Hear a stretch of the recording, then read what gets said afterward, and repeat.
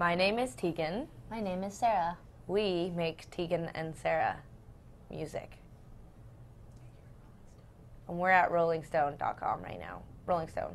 We're in a room. We're actually in a back room, and it's weird, but we like it.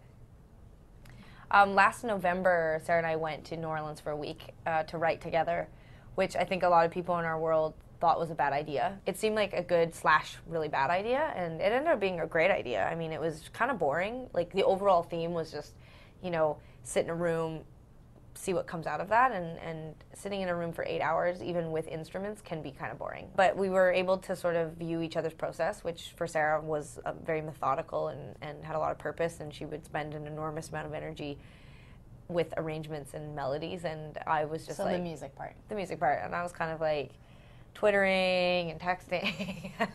It's like being in a room with a baby. Yeah. You always have to roll it over, make sure it's breathing. Yeah. So warm anyway. up the milk. Yeah. So I'm much quicker. Like, I'm like, okay, like, I wrote a guitar part, let's do lyrics, I want to play drums now, so it was really interesting. It really showed me, like, I took away from the experience, like, Sara's written some really beautiful songs that I love so much, like Back in Your Head and Relief Next to Me and Knife Going, and I can see now how she comes up with that, those weird, interesting, very unconventional pop songs.